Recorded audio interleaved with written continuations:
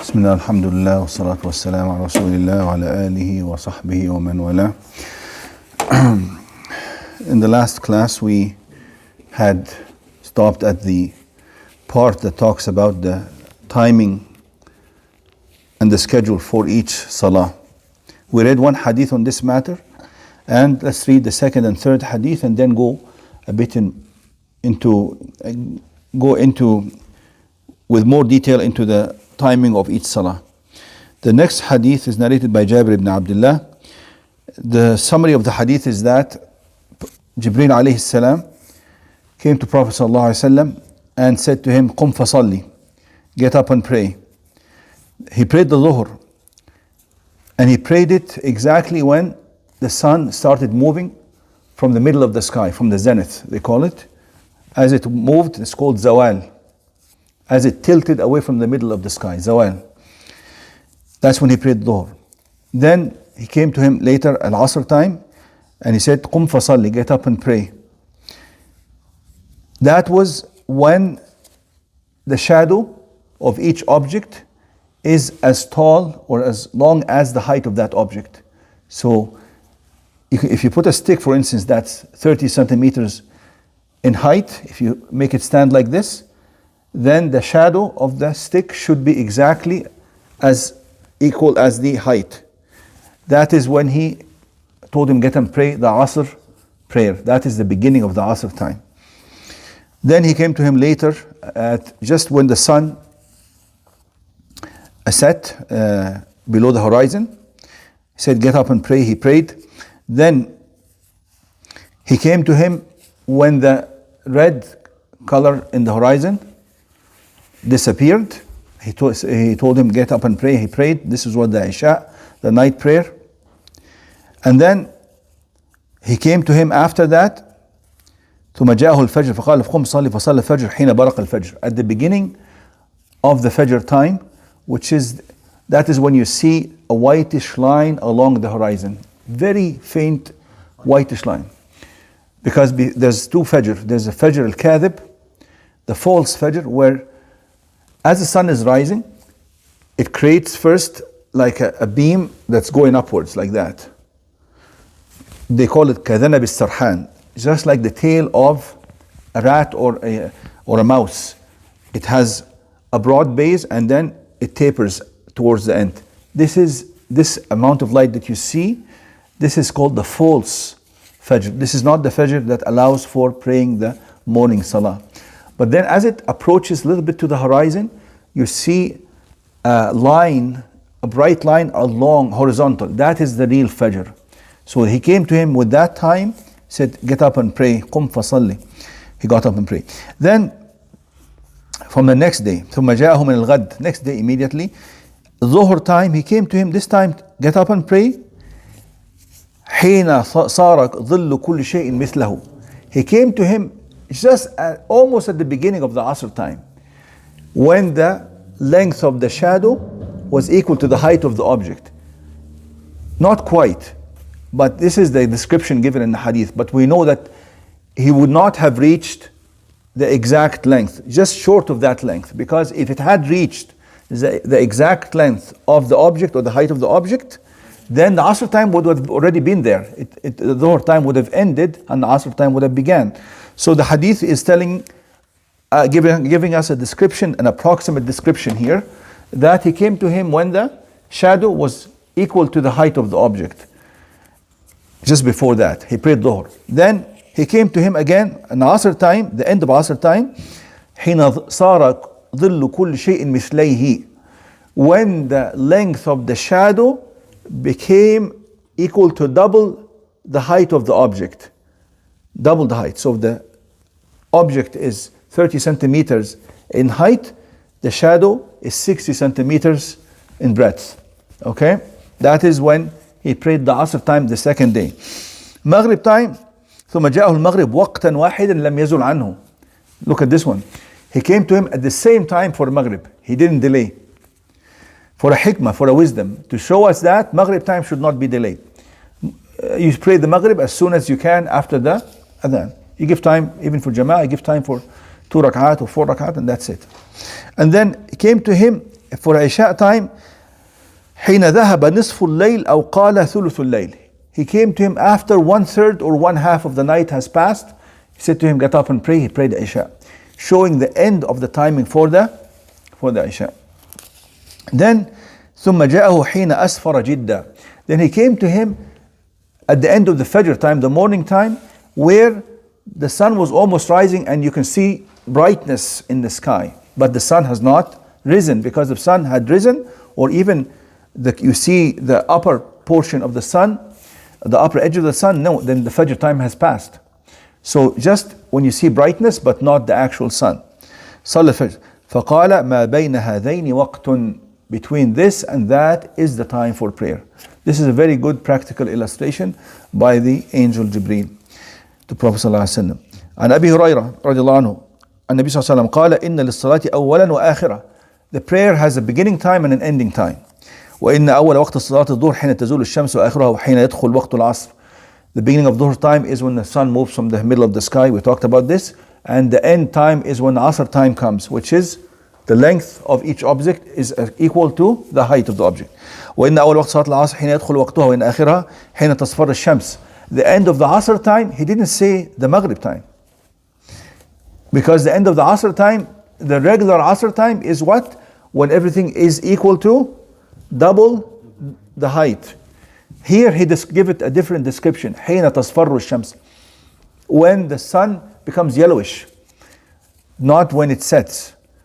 So from the time it becomes yellowish, the regular Asr time has ended, but there's an extended time for those people who have extenuating circumstances that they can still catch the Asr till sunset. Should not be the habit. Should not be the habit. Also, he came to him and then he said وإن أول وقت المغرب حين تغرب الشمس وآخر وقتها حين يغيب الأفق. Here he showed the full time for the Maghrib. He says when the sun sets, the Maghrib time starts. When the red horizon disappears, that's when the Maghrib time, the sunset prayer time ends. And then وإن أول وقت العشاء الآخرة حين يغيب الأفق. When the horizon, reddish horizon passes and disappears, Isha time comes in. وإن آخر وقتها حين ينتصف الليل. Midnight, the middle of the night is the end of Isha time. وإن أول وقت الفجر حين يطلع الفجر. When the Fajr shows up, Fajr doesn't mean the sun, it means the brightness in the horizon. That is the beginning of Fajr time. وآخر وقتها حين تطلع الشمس. The ending of the Fajr time, the morning prayer time, is when the sun starts rising. The moment you see the sun rising, the upper edge of the sun, then the Fajr time has passed. So this is the Dhuhr time. One more, now just a little bit, some more details about the prayer times. If there's a jama'ah being done for the Dhuhr time and it's so hot, then it's better to delay the Dhuhr time till the sun, lightens a bit, becomes a little bit more moderate, the heat. But they say this applies only for those people who are exposed to the heat. But if you're praying in air conditioners or you're going to be praying alone at home, you cannot make such an excuse and say, abridu bis salah. Abridu bis salah means wait a little bit when it's a little bit cooler to do the Salat al-Zuhr. فَإِنَّ شِدَّةَ الْحَرِّ مِنْ فَيْحِ جَهَنَّمْ. Says this heat of the intense heat of the summer or the midday is a reflection or comes from the heat of Jahannam. Okay, the fire of hell. Now, anyhow, this applies if people do not have these facilities or are going to be praying Jama'ah in the heat.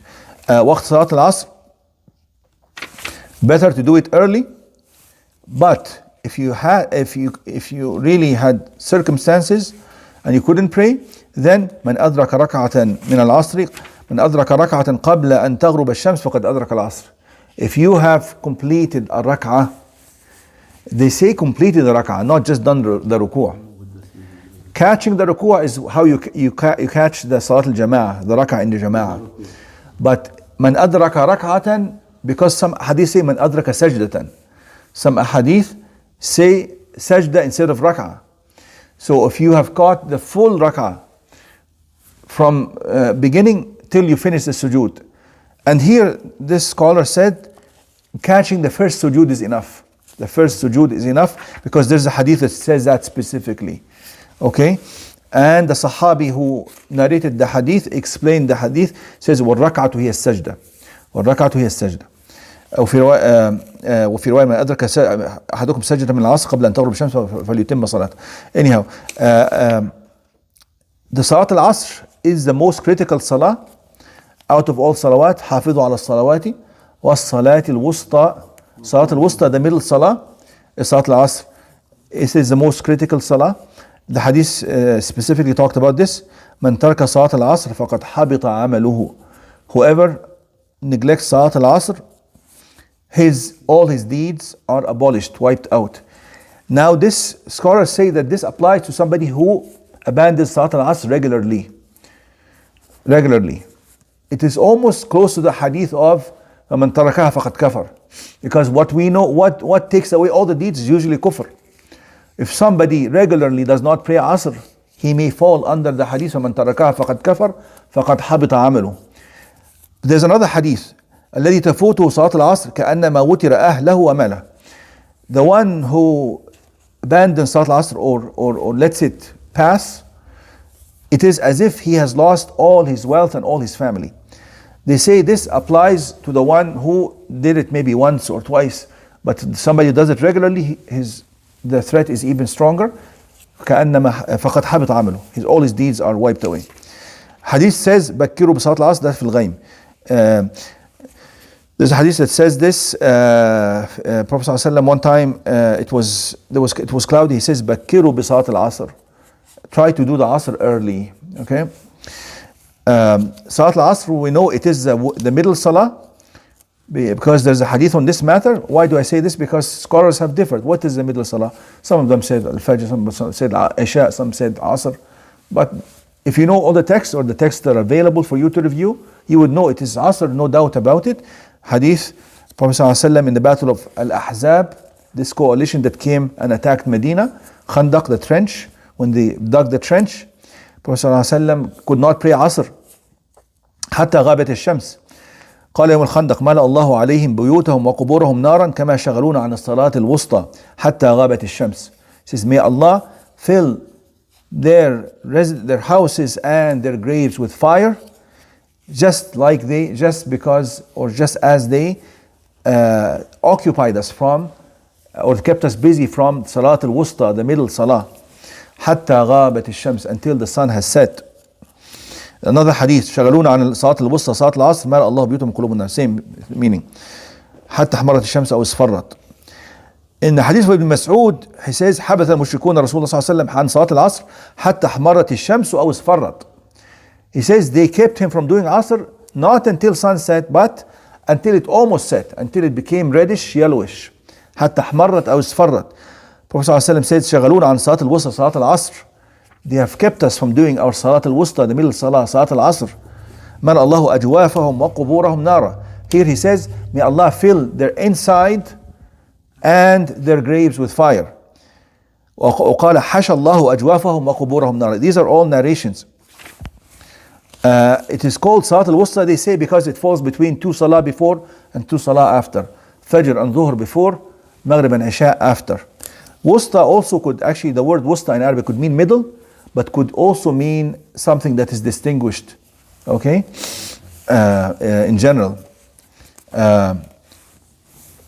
وقت صلاة المغرب, you try to do the Maghrib early. صلوا صلاة المغرب مع سقوط الشمس. Once it sets, you pray in the Maghrib. You try to do it early. There's a consensus between scholars that you try to do أجمع كل من نحفظ عنه من أهل العلم على أن التعجيل بصلاة المغرب أفضل وكذلك نقول. It's better to do that. وقت العشاء. Here the Isha will finish with this one, of course, but it has some points that we need to talk about. First of all, Isha, it is best if a person is going to pray it alone, or if the whole Jama'ah can wait and to do it later at night. It is best to wait until 1/3 or 1/2 of the night has passed.